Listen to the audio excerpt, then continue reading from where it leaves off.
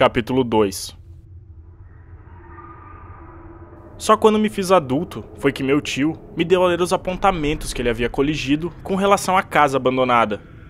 O Dr. Whipple era um médico conservador da velha guarda e, apesar de todo o seu interesse pelo lugar, não estava disposto a incentivar o interesse dos jovens pelo ocultismo.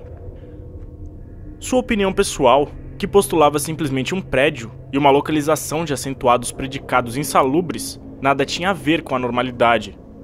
No entanto, ele sabia que se o pitoresco do caso era capaz de despertar seu próprio interesse, haveria de provocar toda sorte de medonhas associações imaginativas no espírito de uma criança. O médico era celibatário, um cavaleiro de cabeça branca, de barba raspada e com reputação local de historiador, que havia frequentemente terçado lanças com controversos guardiões da tradição, como Sidney S. Rider e Thomas W. Bicknell. Vivia com um criado numa casa georgiana, com aldrava e degraus com cantoneiras de ferro, equilibrada lugubremente na subida íngreme da North Court Street, ao lado do antigo tribunal, onde seu avô, um primo daquele famoso corsário, o Capitão Whipple, que incendiou a escuna armada Gaspee de Sua Majestade em 1772, havia votado, a 4 de maio de 1776, pela independência da colônia de Rhode Island. A seu redor, na biblioteca úmida, de lambris brancos e bolorentos, rebordo de lareira esculpido e janelas de vidraças pequenas, cobertas de era, estavam as relíquias e as lembranças de sua família antiga, entre as quais haviam numerosas alusões dúbias à casa abandonada da Benefit Street. Aquele sítio maléfico não fica longe, pois a Benefit Street corre bem sobre o tribunal, pela encosta da colina que constituiu o primeiro núcleo da cidade. Quando, por fim, minha insistência e meu amadurecimento levaram meu tio a me franquear a história que eu buscava, vi-me diante de uma crônica estranhíssima. Embora parte dela fosse tortuosa e maçantemente genealógica, corria por todo o relato um fio contínuo de horror melancólico e tenaz, de malignidade sobrenatural, que me impressionaram ainda mais que ao bom doutor. Episódios separados se concatenavam de modo fantástico e pormenores, na aparência irrelevantes, encerravam minas de hediondas possibilidades.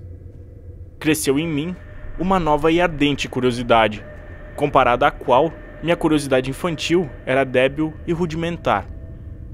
As primeiras revelações conduziram a uma pesquisa exaustiva e, finalmente, aquela investigação assustadora que se mostrou tão desastrosa para mim e os meus. Porque finalmente meu tio insistiu em participar da busca que eu havia iniciado e depois de uma certa noite naquela casa, não saiu dela comigo. Sinto-me só sem aquela alma gentil, cujos longos anos só conheceram a honra, a virtude, o bom gosto, a benevolência e o saber. Fiz erguer em sua memória um monumento de mármore no cemitério da igreja de São João, o lugar que Paul tanto amou. A alameda oculta de salgueiros gigantes na colina, onde túmulos e lápides se amontoam placidamente entre o vulto venerável da igreja e as casas e os muros da Benefit Street. A história da casa, que se desvelou num emaranhado de datas, nada revelava de sinistro quanto à sua construção ou quanto à família próspera e honrada que a construiu.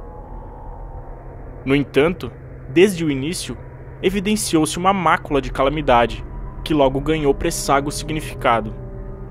A crônica que meu tio compilara, com tamanho cuidado, começava com a edificação da estrutura, em 1763, e seguia o tema com uma invulgar cópia de minúcias. A casa abandonada, ao que parece, foi habitada primeiramente por William Harris e sua esposa, Robbie Dexter, juntamente com seus filhos, Elkanah, nascida em 1755, Abigail, nascida em 1757, William Jr., nascido em 1759, e Ruth, nascida em 1761. Harris era um abastado comerciante e lobo do mar, que se ocupava do comércio com as Índias Ocidentais, ligado à firma de Obadiah Brown e sobrinhos. Após a morte de Brown, em 1761, a nova firma de Nicholas Brown Company fê-lo capitão do brig Prudence, de 120 toneladas, construído em Providence, possibilitando-lhe assim construir a residência com que ele sonhara desde o casamento. O local por ele escolhido um trecho recentemente retificado da nova e elegante Backstreet, que seguia pela encosta da colina sobre a congestionada parte da cidade, que era chamada de Cheapside. Nada deixava a desejar, e a casa fez justiça à sua localização.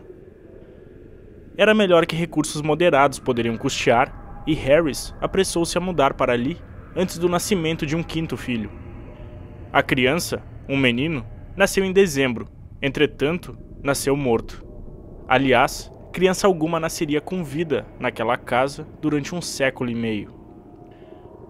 No mês de abril seguinte, as crianças caíram doentes e Abigail e Ruth morreram antes de findar o mês. O doutor Job Ives diagnosticou a enfermidade como sendo alguma febre infantil, conquanto outros declarassem que ela mais se assemelhava a uma consumição. De qualquer modo, parecia ser contagiosa, pois Hannah Bowen, uma criada, morreu acometida do mesmo mal em junho. Eli Lidison, outro criado, queixava-se constantemente de fraqueza e teria regressado para a fazenda do pai, em Hero Booth, não fosse a súbita paixão por Meritabel Pierce, que fora contratada em lugar de Hannah. Eli morreu no ano seguinte, na verdade um ano triste, pois assinalou a morte do próprio William Harris, que sucumbira ao clima da Martínica, onde sua profissão o mantivera durante períodos consideráveis na década anterior. A viúva nunca se recobrou do choque causado pelo passamento do marido, e a morte de seu primogênito, Elkanah, 2 anos depois, representou o golpe final para seu juízo. Em 1768, ela caiu vítima de uma forma branda de insanidade, ficando, daí em diante, confinada à parte superior da casa. Mercy Dexter, sua irmã mais velha, solteira, mudou-se para lá a fim de cuidar da família. Mercy era uma mulher simples e ossuda, de grande vigor, mas sua saúde declinou visivelmente desde que se mudou para casa. Era extremamente devotada à sua infeliz irmã e nutria afeto especial por seu único sobrinho sobrevivente, William, que de criança robusta se transformara num rapazinho enfermiço e magro. Foi nesse ano que morreu a criada Meritabel, e que o outro serviçal, Persever Smith, saiu sem explicação coerente, mas levando algumas histórias absurdas e a queixa de que não gostava do cheiro da casa. Durante algum tempo, Mercy não conseguiu quem auxiliasse, pois as 7 mortes e o caso de loucura, tudo isso num espaço de 5 anos, haviam começado a atear, como fogueira, os boatos que viriam a tornar-se tão fantásticos. Por fim, entretanto, ela arranjou novos criados fora da cidade. Anne White, uma mulher rabugenta daquela parte de North Kingstown, que hoje constitui a cidade de Exeter, e um eficiente bostoniano, de nome Zenas Lowe. Foi Anne White quem primeiro deu forma definida ao sinistro falatório.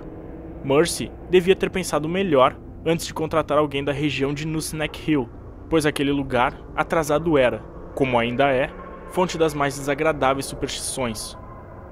Ainda em 1892, uma comunidade de Exeter exumou um cadáver e ritualisticamente queimou-lhe o coração a fim de conjurar supostas aparições tidas como danosas à saúde e à paz públicas, e pode-se imaginar qual fosse o espírito dessa gente em 1768.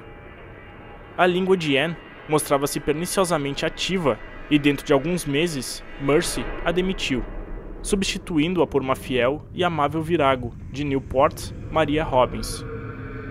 Entre mentes, a infeliz Robbie Harris manifestava, em sua loucura, os sonhos e fantasias mais delirantes. Às vezes, seus gritos tornavam-se insuportáveis, e por longos períodos, ela vociferava horrores que obrigavam a que o filho fosse morar temporariamente com o primo, Peleg Harris, no caminho presbiteriano, perto do novo edifício do colégio. O rapaz parecia melhorar de saúde após essas visitas, e fosse Mercy tão sensata quanto bem intencionada, ela o deixaria morar em caráter permanente com Peleg. A tradição hesita em dizer exatamente o que a Sra. Harris bradava em suas crises de violência. Ou melhor, os relatos são de tal modo extravagantes que se desmentem pelo puro absurdo. De certo, parecerá absurdo dizer que uma mulher que aprendera apenas os rudimentos do francês gritasse durante horas num rude dialeto daquela língua, ou que essa mesma pessoa, que vivia sozinha e protegida, se queixasse com desvario de uma coisa que a vigiava e a mordia. Em 1772, morreu o criado Zenas, e quando a senhora Harris ouviu a notícia, gargalhou com um prazer chocante, inteiramente fora do seu feitio. No ano seguinte, ela própria morreu, e foi sepultada ao lado do marido no cemitério norte. Ao rebentar a guerra com a Grã-Bretanha, em 1775, William Harris, a despeito de seus tenros 16 anos e de sua débil constituição, logrou alistar-se no exército de observação, sob o comando do general Greene, e a partir de então, não deixaram de melhorar sua saúde e seu prestígio. Em 1780, servindo como capitão das forças de Rhode Island, em Nova Jersey, sob o comando do coronel Angell, ele se casou com Phoebe Hatfield, de Elizabethtown, levando-a para Providence ao dar baixa, com honras, no ano seguinte. O retorno do jovem soldado não foi aureolado de total felicidade. A casa, é verdade, estava ainda em bom estado, e a rua fora alargada e tivera seu nome mudado de Back Street para Benefit Street. No entanto, a compleição outrora robusta de Mercy Dexter havia sofrido um curioso e prostarante ao quebramento, de modo que ela era agora uma figura derreada e patética, de voz cava e palidez desconcertante, atributos partilhados em grau singular pela única criada que restava, Maria. No outono de 1782, Phoebe Harris deu à luz a uma filha natimorta, e no dia 15 do mês de maio seguinte, Mercy Dexter despediu-se de uma vida útil, austera e virtuosa. Por fim, convencido da natureza radicalmente insalubre de seu domicílio, William Harris tomou medidas para deixá-lo e fechá-lo para sempre, tomando aposentos temporários para si e sua mulher, na recém-inaugurada pousada Golden Valley. Ele providenciou a construção de uma nova casa, melhor, na Westminster Street, na parte da cidade que se desenvolvia do outro lado da Ponte Grande.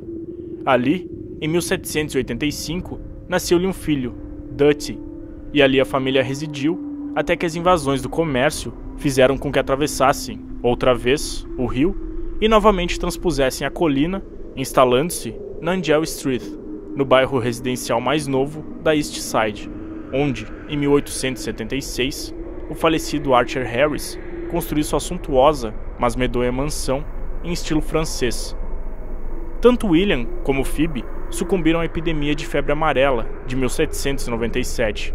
Porém, Dutty foi criado pelo primo Rathbone Harris, filho de Peleg. Rathbone era homem de espírito prático e alugou a casa da Benefit Street a despeito do desejo de William de mantê-la vazia. Considerava obrigação sua aproveitar ao máximo todas as propriedades de seu tutelado e não se preocupava com as mortes e as moléstias que causavam tantas mudanças de moradores ou com a crescente aversão que, em geral, era votada à casa.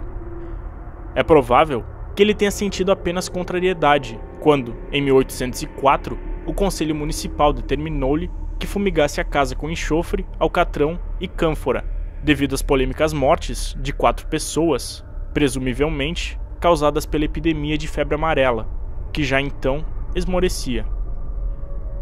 Diziam que a casa tinha um cheiro pestilento. O próprio Dutty pouco pensava na casa, pois ao crescer, tornou-se corsário e serviu com distinção no Vigilant, sob o comando do capitão Calhoun, na guerra de 1812. Voltou ileso, casou-se em 1814 e tornou-se pai naquela memorável noite de 23 de setembro de 1815, quando um vendaval fez com que as águas da Bahia cobrissem meia cidade e empurrou, pela Westminster Street, uma chalupa alta, cujos mastros quase bateram nas janelas dos Harris, numa afirmação simbólica de que o menino, Welcome, era filho de marinheiro. Welcome não sobreviveu ao pai, mas viveu bastante para morrer com glória em Fredericksburg, no ano de 1862. Nem ele, nem o filho Archer viam na casa abandonada outra coisa senão maçada, quase impossível de alugar, talvez devido ao bolor e ao cheiro doentio da velhice desleixada. Com efeito, ela nunca foi alugada após uma série de mortes que culminaram em 1861 e que a agitação da guerra tendeu a lançar no esquecimento. Carrington Harris, o último da linhagem masculina, só sabia dela como um foco de lendas, abandonado e com seu toque pitoresco, até eu lhe contar minha experiência. Ele tivera a intenção de demoli-la e construir no terreno um edifício de apartamentos. Porém, depois de meu relato, decidiu deixá-la como estava, instalar encanamento e alugá-la. Até hoje, não tem tido dificuldades para conseguir locatários. O horror havia desaparecido.